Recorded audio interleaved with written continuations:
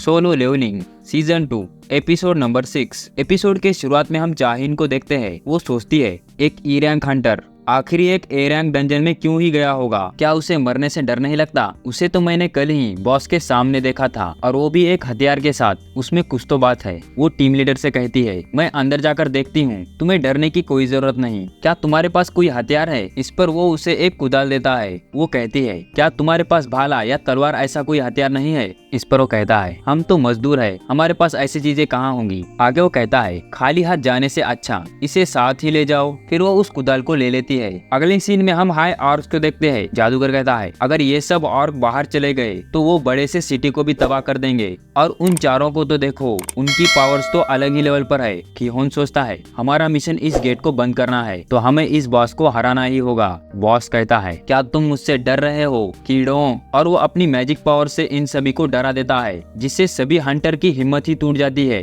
कीहोन कहता है तुमने हमें यहाँ क्यों बुलाया? बॉस कहता है ताकि तुम हमें इंटरटेनमेंट कर सको। मैं तुम्हें एक एक कर मारूंगा और तुम्हें खा जाएंगे, जिससे मेरे सैनिकों को भी मजा आएगा। ये बात सुनकर सभी हंटर की फट जाती है। कीहोन सोचता है हम तो इसके लिए खिलौनों की तरह है। बॉस जिन्हू को देखकर सोचता है इन सभी इंसानों में से ये थोड़ा अलग लग रहा है। कीहोन अटैक करने के लिए आगे बढ़ता है, लेकिन बाकी सभी हंटर डर के मारे वही जम गए थे। वो हिल भी नहीं पाते। कीहोन बॉस पर अटैक करता है। बॉस उसे रोक देता है और ग्रेविटेशन मैजिक से उसे पकड़ लेता है और फिर वो उसे ऊपर नीचे ऐसे पटकने लगता है। और तभी जिन्हों उसे बचा लेता है और कहता है कैप्टन सॉन्ग, ये डंजन हंटर्स को बिलोंग करता है, तो मैं इसमें दखल नहीं दे सकता। पर जबकि अब सभी असल टीम की जान खतरे में है, तो मैं चाहता हूँ कि तुम सभी मैजिक बिस्ट को मुझ पर छोड़ दो। कीहोन की हालत बहुत खराब हो चुकी थी। आगे बॉस कहता है इतना गर्व, मैं तुम्हारी ताकत जानता हूँ। ये कहकर वो अपना स्ट्रॉन्ग प्रेजेंस रिलीज करता है। जिन्हू कहता है मैंने पहली बार ऐसा स्ट्रॉन्ग प्रेजेंस फील किया है,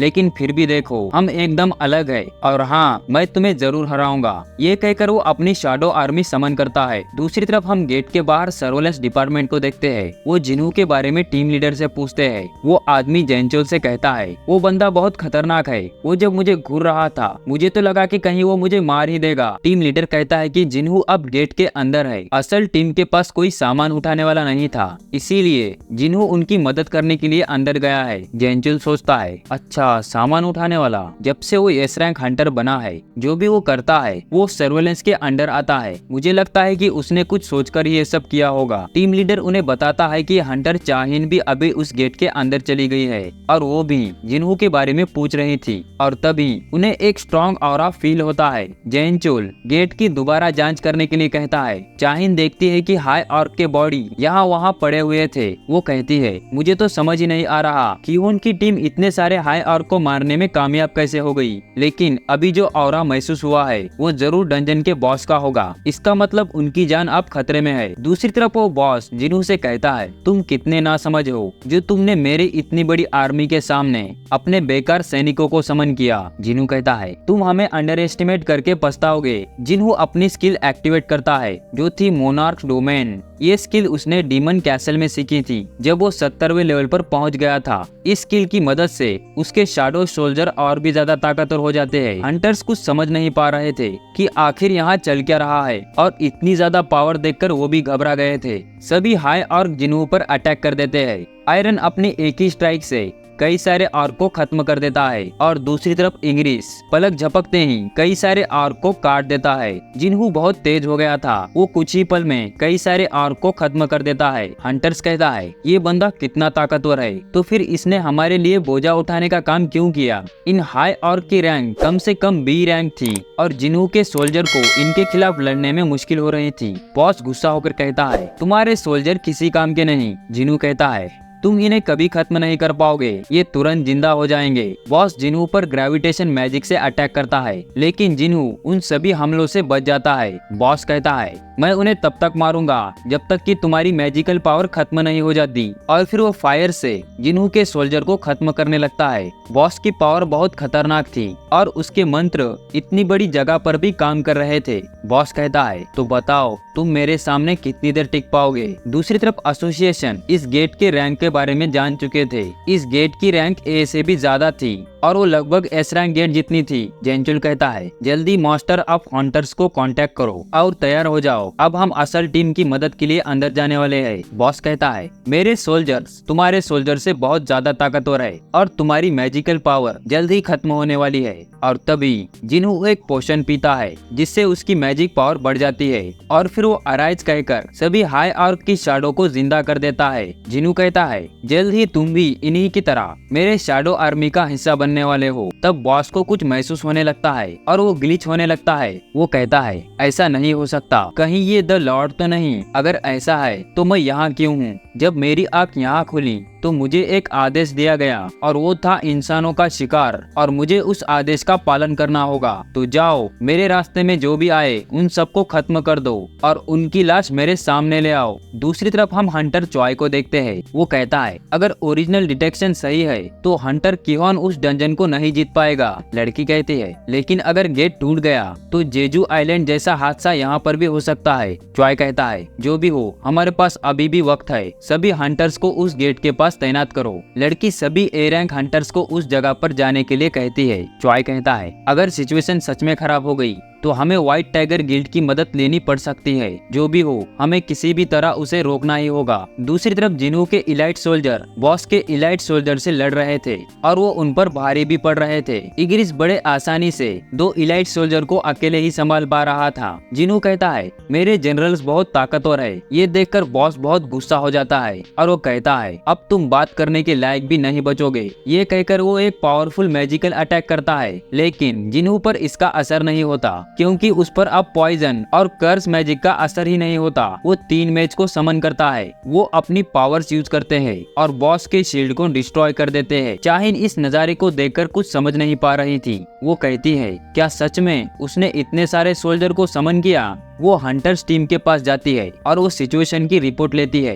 बॉस इस हमले से बहुत ही गुस्सा हो गया था। वो अपना साइज बहुत बड़ा कर लेता है और कहता है, अब मैं तुम्हें चींटी की तरह मसल दूंगा। जिन्हू कहता है, मुझे जाइंट पसंद नहीं। बॉस अपने मुंह से आग फायर करता है और वो अपनी मैजिक से हर तरफ आग बरसाने लगता है, जिससे उसके सैनिक भी मारे जाते हैं। वो कहता है, क्या तुम्हें सच में लगता है कि तुम मुझे हरा सकते हो? और तभी जिन्हू तेजी से आकर उसकी आग फोड़ देता है और कहता है, तुमने अपना साइज बड़ा करके तो आसान कर दिया, अब तुम एक असैसिन टाइप हंटर से कैसे बचोगे? वो जिन्हू पर हर तरफ से आग बरसाने लगता है, लेकिन जिन्हू उसके हर हमले को डॉज कर लेता है। जिन्हू एक बड़ी सी चेन को लेकर उसकी तरफ फेंकता है और वो उस चेन की मदद से उस बॉस को बांधकर नीचे गिरा देता है। तब तक जैनचोल भी वहाँ पर पहुँच गया था। वो सभी से कहता है, मैंने स्ट्रॉन्ग मैजिक पावर को महसूस किया तो मैं असल टीम को सपोर्ट करने के लिए चला आया, पर अब लगता है कि यहाँ पर तो सब ठीक है। चाहिन सोचने लगती है, इसका मतलब सर्वेलेंस डिपार्टमेंट के चीफ को भी इसके बारे में पता है, तो वो बहुत ही टॉप फाइटर में से एक होगा जो समनिंग मैजिक को भी यूज कर सकता है। तो यही है